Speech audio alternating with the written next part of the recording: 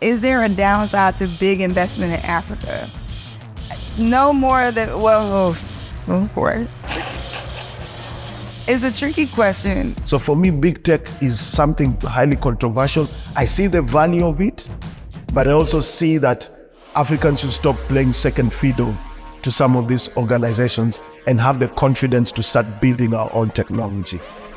I guess paying it forward is a mantra we have within Microsoft. It's a mantra we have within the Africa Transformation Office, because we are keen on making sure we build sustainable solutions.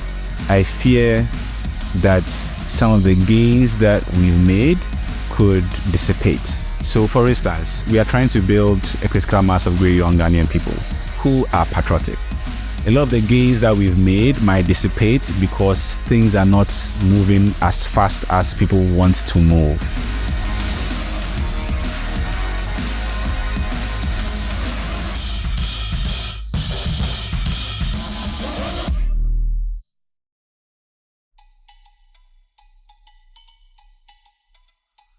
My name is Brian Afande. I'm the co-founder and managing director of Rhino VR.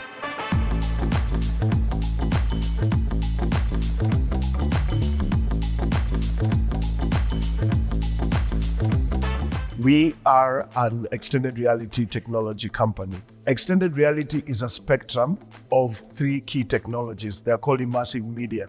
So you have a virtual reality, which is really a computer-generated environment where you can interact with it using a head-mounted display unit that you put above your head. And then you have augmented reality, which is really the superimposition of digital images in the real world. And then you have mixed reality, which is you wearing wearables like your spectacles, but then digital information is superimposed in the real world, but you can see the real world at the same time. These whole technologies are part of the extended reality spectrum, which is called the XR spectrum. But we as Black Rhino specialize in two of those verticals, which is augmented reality and virtual reality. What excites me every day when I wake up in the morning is that I have a huge responsibility on my shoulder. And this responsibility is based on the fact that we have to demonstrate the power of extended reality to not just Kenya, but Africa. We have to demonstrate its resilience. We have to demonstrate its socioeconomic impact. And every day when I wake up in the morning, I'm driven for this and to make sure that a lot of people not just know about the technology, but change their mindsets about the technology itself. And I wanted to address some of the, developmental challenges that we have in Africa. I feel like Africans need to play a role, not just consuming, but producing and manufacturing when it comes to extended reality. Back in 2017, I almost closed down the company based on the fact that, technology was still highly considered nascent, but there was no potential for it in the industry. And I did a feasibility study and a SWOT analysis on what the positioning would be. And I was trying to find out what could be the right positioning for the company. And I had small solutions that I had deployed in the market. But the first organization that actually gave me a chance was Meta. And they flew me and my business partner to their campus in Palo Alto. We went through a whole workshop and training. They gave us the confidence and they commissioned us to work on a project in Cape Town in South Africa. And I love working with this organization because their culture sometimes seems very inclusive. And I've benefited from working with an organization that has such an inclusive personality to diversity. Apart from money, apart from networking opportunities, Meta has really been a partner that I feel has helped us scale. Even though any partnership has teething problems, there's ways we can be able to improve our partnerships. But I must say that the resources we've been granted so far has not just helped me as an individual, it's helped a whole ecosystem. For instance, one of the projects that we just concluded last month with Meta was a hackathon that happened in 17 African countries simultaneously. And we called it the African Metathon.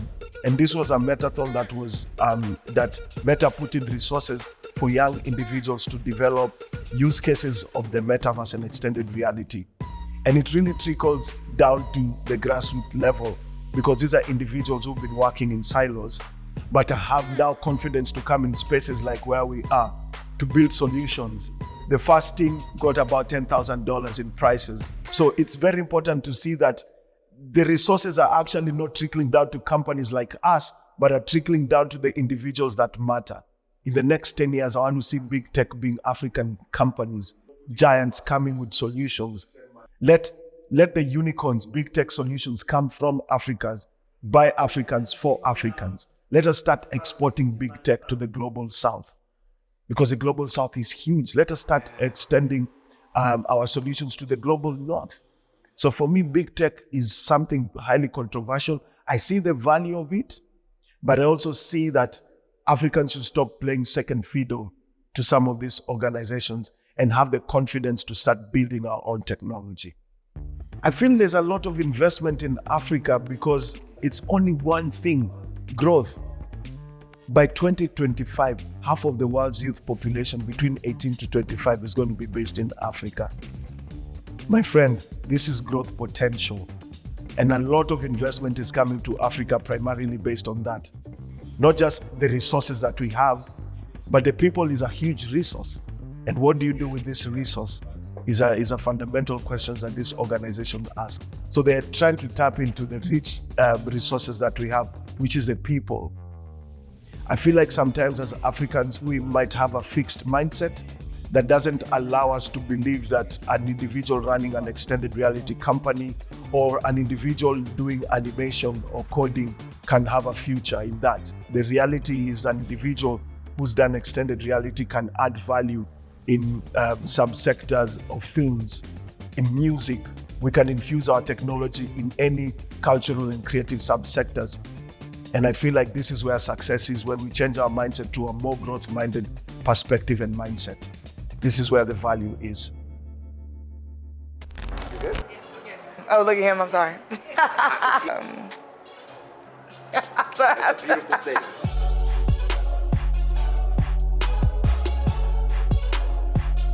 Is there a downside to big investment in Africa? No more than, well, go for it. I know it's tricky. It is that, okay. It's a tricky question. I think the intentions are fair, right? And I think, however, I would say that people are not always conscious about some of the tertiary impact, right? Like, they don't think about the first-hand impact, the secondary impact, but like there's the tertiary impact that people don't always think of. And so we could see it driving people into worse conditions, unfortunately. That's the reality, right? So I think like, if we have to play the worst thing that can happen kind of scenario, then it is that big tech companies move in and there is a pushing people into worse. There is like a sort of division, even deeper class division could happen, especially when tech companies begin to like pay higher salaries than some of the other companies that exist on the continent. And then you look at people going worse into poverty who may have been able to make a fair wage. So driving that economic impact is always a challenge, right? I think that I'm hopeful that there's more upside than downside, because if they continue to invest in African started, led, bred home businesses, then those people hopefully will do right by the people who live there, right? And I think that's the goal of like investing in diversity anyway, is that people of color typically hire people of color. You know, so if Africans can hire more Africans, then hopefully we can see the upside more than we're seeing the downside. So just as much as, you know, people are running there and we do look at that and say, hey, are you going to be fair to the people that live there? Are you investing in and thinking about how you treat the local community? There are people out here, nonprofits and other organizations also working to make sure that that happens. And when people are employed and able to make a wage, a living wage, and hopefully we'll see some corruption change over. And we'll see maybe a better government be built in some areas. If industry can build, absolutely there's money to be made, right? So I think that in that way, I'm hopeful. I'm also a serial optimist. So Beautiful thing. I have to let you know, like, I'm always trying to figure out what the upside is. When Google deploys that funding to a founder, not only does it help them grow their company, hire more people, but maybe more importantly, it attracts other investors. So a lot of investors who had been dragging their feet or who had even said no on investing in that company, many times when they hear that Google's in, they say, I'm in. And so that first $5 million that Google deployed, founders right away in 6 months' time raised an additional $50 million. So it had this kind of 10x multiplier effect for founders.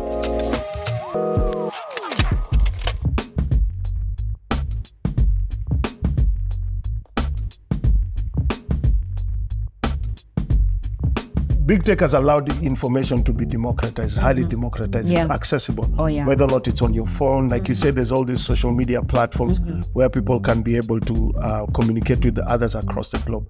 So the world seemingly has become smaller. Customer is king, you can pull up any information you need. And I feel like because culturally we are so exposed to what's happening in the West, what's also happening with the presence of big tech, I feel like there's some form of cultural dilution. Yes, But a lot of it. ultimately, the cultural dilution might lead to, because I believe culture evolves. Yes, a new culture. exactly. Yes. It will lead to a new culture. I think it has led. Exactly. You know, Because we're already having a new culture. Should African leaders, should they be concerned that the big tech is changing the society? I think change is more or less like a double-edged sword. You know, there's positive change and negative change. Yeah. I feel like it's important for us to realize that what enriches technology is really the human being, and we are the epicenter of the tech, right? Ideally, in the real world, I feel like, yes, tech leaders in Africa should try to see how the tech can be able to benefit, especially when you look at the youth in Africa. Yeah. Statistics show by 2025, half of the world's youth population between the age of 18 and 24 years old is going to be in Africa. Yeah. Gone are those days where old school business models are applicable now. They're not. Yeah. You know, so you're looking at a huge workforce. And what are we going to do with this workforce if not pivot on innovation and technology? Exactly. Yeah. So I feel like it's a great enabler. I feel like it has to have the right sort of policies to govern how technology can be used. And also in educational settings reforms, how do we even start reforming education in such a way that big tech plays a huge role in how we can create more intuitive learning experiences, enrich, not just enrich learning experiences, but more immersive learning experiences that will guarantee higher retention. No, these are things. And creativity. But we just need to be alert and say, how are we using tech? How can we use it to our advantage? You said the population is young. Kenya alone, 40% are below 15 of the Kenyan population only. So what are we, and then you know our issues with the job market. Yes. How do we use this big tech to help people live more richer lives rather than impoverishing others? So let's just know that it's a tool, and how do we use it for our good? I think I totally agree with you.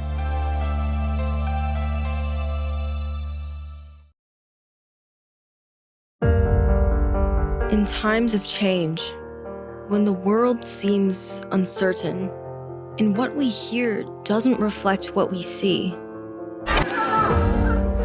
we seek the truth. When we are told only part of the story, we lose trust. In moments of crisis, our dreams, hopes, and wishes for a better tomorrow depend on a free press. At Voice of America, we bring you the stories that people take risks to see. We connect the world and unite it with truth. At Voice of America, we show you the whole picture.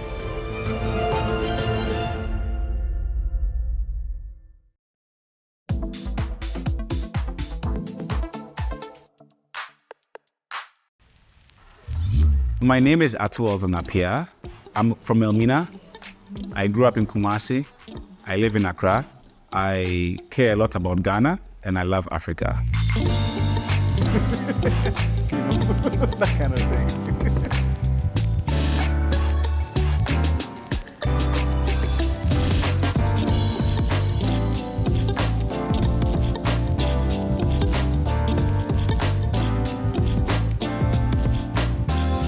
I'm a social entrepreneur. I lead the GhanaThink Foundation. And I've also been working a lot around the intersection of youth and digital over the last 10 years. For GhanaThink, what we try to do every day is to mobilize and organize talent for the primary benefit of Ghana. And that is driving towards our vision of building a critical mass of young Ghanaians who are patriotic, passionate, positive, proactive, progressive, and most importantly, productive. For GhanaThink, I think when we started it in 2004, 2005, and maybe for the first couple of years, it looked like a labor of love that, we're doing for Ghana. But gradually, it's grown from that into a not-for-profit that we work on, and it's grown into a social enterprise and a business that we also work on. The key thing is to make it sustainable. Currently, in our structure, we have 3 co-founders that remain active. So below that, we have like an executive in Ghana. Then we have our program teams. And then we have teams in locations. So we have a Kaswa team, Accra team, Tamale team. So we have 12 of those teams.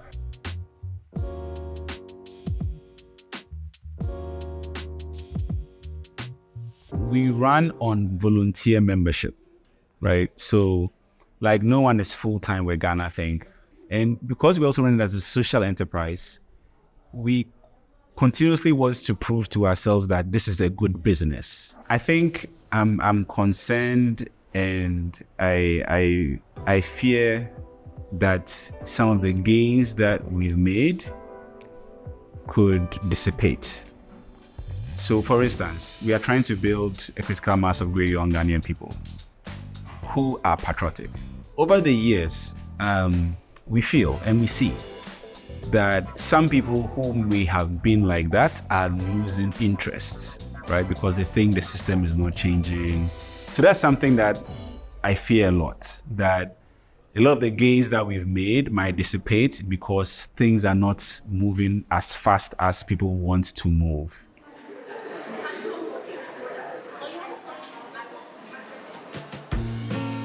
Sometimes we don't see it, but then change is actually happening, bit by bit, one person at a time.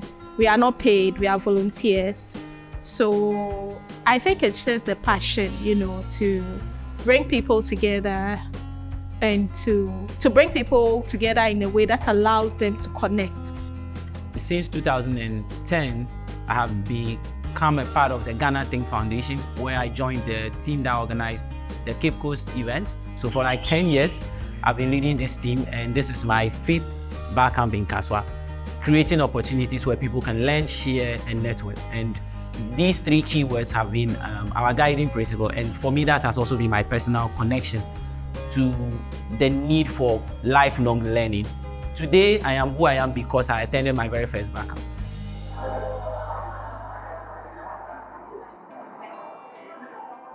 At first, I actually didn't know how to do management and other things. I was allowed to give my form of view, ask questions, and know the mindset of whoever is coaching me. So more or less, like I've had a coach that I've lost in about 20 years, but I've had it just in the space of 30 minutes. It's really natural when you get to interact with people physically.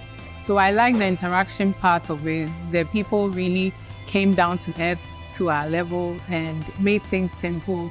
They were welcoming, question-wise, suggestion-wise. And it was a big discussion full of fun and a lot of lessons. I perceive that in the next 5 years, 10 years, we would have raised the critical mass of people who are change makers in their societies, in their communities, in their workplace. They don't just, go and be a cog in the wheel, but then they're actually people who have the interest of this country at heart, and they actually want to make a difference. They want to be change makers.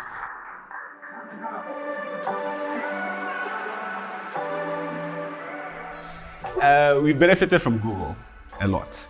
Unofficially, we've benefited a lot from Twitter.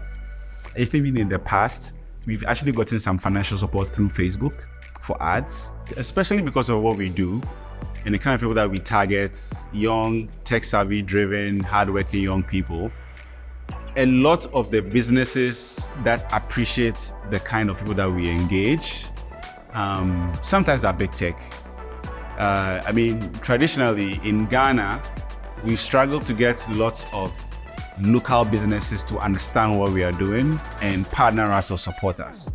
So just because of the innovative side of things and that forward thinking, future ready side of things, I think, our position has definitely improved by working with big tech folk, right? So I think for me, the main downside would be taking competent labor and talent away from our own, I guess, Ghanaian owned businesses.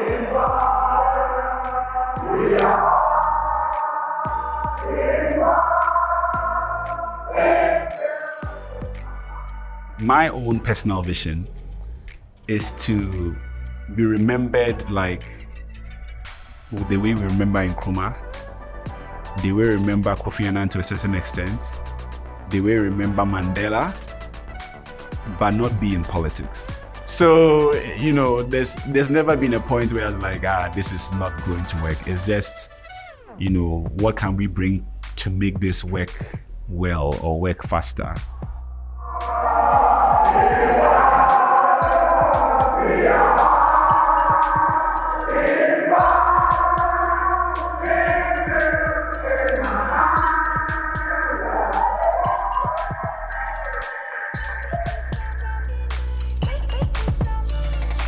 Thank you so much for taking time out to be with us. Yeah, happy to really appreciate it. We're empowering them with financial stability, right? If you think about kind of Maslow's hierarchy of needs, we need kind of financial stability at the base before we can start thinking about more philosophical things like meaning, right? So that's one of the ideas of why we created a company called Meaningful Gigs. We handle the financial stability. You can start thinking about more philosophical questions and then about how to do more meaningful work in your life. You have choice. And choice is so important because when I was growing up, I was just trying to make the next buck. That's all I needed to how can I earn enough money to do whatever I need to buy food, to pay my rent. And now because we're paying people 5 to 10x what they would locally, they get to live good lives and then have choices that they wouldn't have before. When we started back in 2019, I was always preaching that remote work was the future. So I came to America because at the time you couldn't even earn $5,000 a year in Ghana. So I needed to leave in order to come here. And so I had to leave my friends and family and come over here. But what I understand now with the internet is that you can be in Lagos, so you can be in Accra and earn just as much as somebody sitting in New York or San Francisco. So you say the challenge about policy, well, being online and doing work on the internet is not really regulated by policy, right? If you have an internet connection, you can work. And so then you ask about internet, we focus on specific markets like Lagos, Nairobi, South Africa. Most people there have stable internet connections, but we're also watching what the world is doing and all the infrastructure that's being built, and that allows us to scale too. Yeah, so our vision, like I said, it's to create 100,000 skilled jobs, and ultimately that's to build a middle class. And what we really focus on is the customer. So I know we've talked a lot about Africa, and we've talked about African talent, but we always start with our customer, and our customers are creative folks at these big enterprise brands, because if we can give them what they need, they end up hiring more creatives, and then it creates more jobs. So our vision is to create 100,000 skilled jobs, but mainly by serving these big brands and these companies and helping them navigate uncertainty and do all the creative work that they need to get done. Yeah, we've benefited because those companies love working with our creatives. And so they're paying the same rates that they would pay somebody in San Francisco or in Ohio. And so that means they're able to pay these creatives. The creatives are making 5 to 10x more than they would in their local environments. But these companies are getting so much value and learning that like Africa isn't about charity or poverty, but they have really skilled, diverse talent there.